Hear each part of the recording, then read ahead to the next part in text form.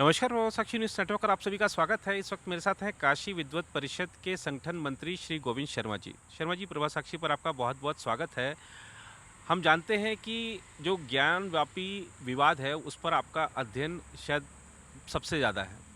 आज का जो वहाँ पर फाइंडिंग्स हुई हैं, जो अभी हालांकि रिपोर्ट कोर्ट में जमा नहीं हुई है, लेकिन जो चीज़ मीडिया में आई है, आपका जो अपना अध्ययन है वो इसको कैसे देखते हैं, क्या आप बताना चाहेंगे हमारे दर्शकों को? आज के पहले विवाद था, जी आज सारे विवाद की समाप्ति हो गई। जी अब ये प्रमाणित हो गया कि वह मंदिर था, जी मंदिर को तोड़ करके उसके ऊपर मस्जिद बनाई गई थी। जी बाबा भोलेनाथ ने स्वयं प्रकट होकर के दुनिया के सामने ये उद्घाटित कर दिया है कि वह स्थान मंदिर था। जी सारे विवाद की समाप्ति है। अब हम ये चाहेंगे कि जो भी सक्षम प्राधिकार है, चाहे वो न्यायालय हो, चाहे वह शासन हो या भारत की सरकार हो, जी हिंदुओं को वहाँ पर पूजा करने का नियमित अधिकार मिले। और अभी फ़िलहाल जो अदालत से सूचना आ रही है कि जहाँ शिवलिंग प्राप्त हुआ है उस तालाब को, उस हौदे को संरक्षित कर दिया गया है, उसकी सुरक्षा बढ़ा दी गई है। हम अदालत के इस निर्णय का स्वागत करते हैं और अब जल्द से जल्द वहाँ पर मैं तो कहूँगा कि हमें अभी से वहाँ पर पूजा का अधिकार मिले। वर्षों तक हमारे बाबा जो है वो जलाभिषेक से वंचित रहे हैं, हम उनका जलाभिषेक करें और काशी का जो कलंक है वह मिट जाए। जी, आपने काशी के कलंक को मिटने की बात कही है, लेकिन आपको लगता है कि लड़ाई आसान है? क्योंकि अभी तो मामला सुप्रीम कोर्ट में भी गया है और जिस तरीके से दूसरा पक्ष और ख़ास तौर पे हमने देखा था कि जो इनकी ऑल इंडिया मुस्लिम कमेटी है, जो उन्होंने कहा था कि हम इस मामले को इतनी आसानी से झुकेंगे नहीं, ऐसा कुछ कहा है उन्होंने। देखिए, लड़ाई आसान कहाँ है, जी ये तो धर्म और अधर्म की लड़ाई है जी और बहुत ही कठिन लड़ाई है।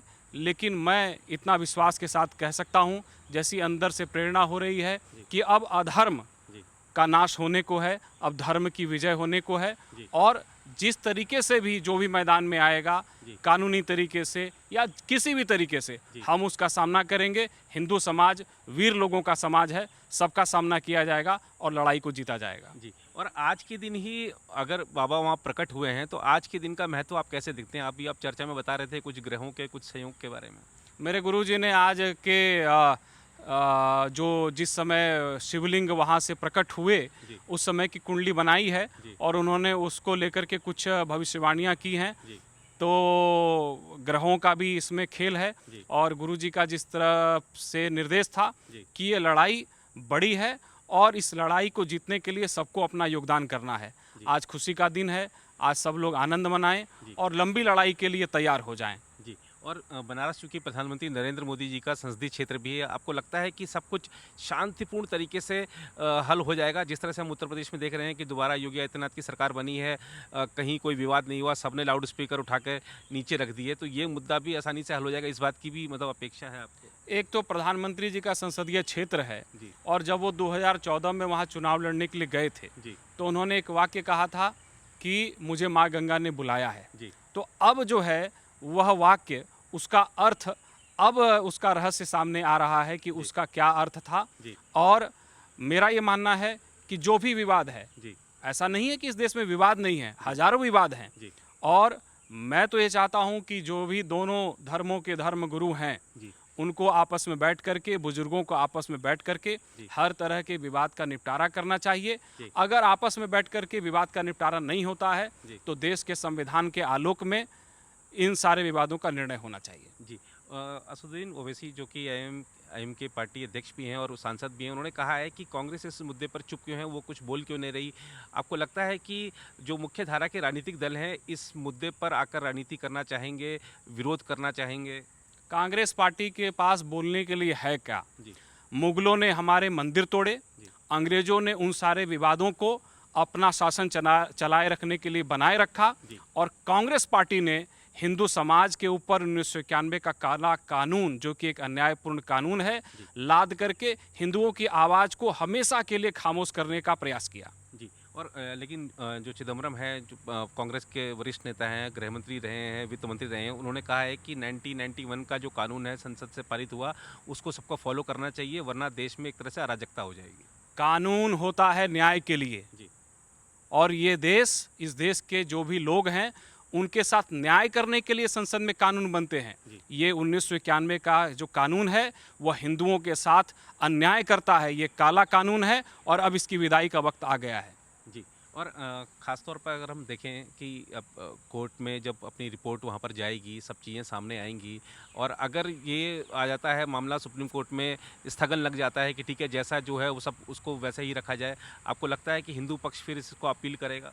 मेरा इतना ही मानना है कि जिस भी तरह के साक्ष्य की आवश्यकता होती है, सब तरह के साक्ष्य हैं और अदालत को, चाहे वो कोई भी अदालत हो, निचली अदालत हो, उच्च न्यायालय हो या सर्वोच्च न्यायालय हो, जल्द से जल्द इस मामले का निपटारा कर देना चाहिए। हिंदुओं के धैर्य की परीक्षा नहीं लेनी चाहिए। जी। और आप लोगों ने एक अभियान चलाया था खासतौर पे काशी के मंदिरों के लिए कि वहाँ पर पूजन होता रहे, बाकी आरती का समय पर आरती भी हो और भी कई सारी चीज़ें वहाँ के चाहे सुदृढ़ीकरण की बात हो, साफ़ सफाई की बात हो, तो उस अभियान में अभी तक कितनी सफलता मिली है? देखिए, वो सारे कार्य जो है चल रहे हैं। जी। काशी का सांस्कृतिक स्वरूप जी। वो वापस लौटे, जी। क्योंकि काशी में प्रत्येक देवता ने, जी। प्रत्येक ऋषि ने, यहाँ तक कि यक्षों ने, राक्षसों ने, जी। सब ने अपने लिंग वहाँ पर स्थापित किए। जी। तो हम ये चाहते हैं कि इन सारे लिंगों के बारे में जी। जिनकी चर्चा पुराणों में है, जी। हजारों वर्षों से वहाँ पर वो स्थापित हैं, जी। वो सारे शिवलिंग प्रकाश में आए, पूरी दुनिया उनके बारे में जाने, वहाँ पर सबको सुलभता से दर्शन मिले, वहाँ पर नित्य रूप से आरती हो, भोग राग हो, ये हमारी इच्छा है और इस दिशा में हमारा प्रयास चल रहा है। सफलता भी मिल रही है, लोग भी आगे आ रहे हैं। जी। गोविंद जी, आपसे अंतिम प्रश्न है। आपने एक संगठन के पदाधिकारी के तौर पर अपनी प्रतिक्रिया दी। आपने जो आप लोग काम कर रहे हैं, जो अदालत का फैसला आया है या जो भी कुछ हुआ है, आपने उस पर अपनी प्रतिक्रिया दी।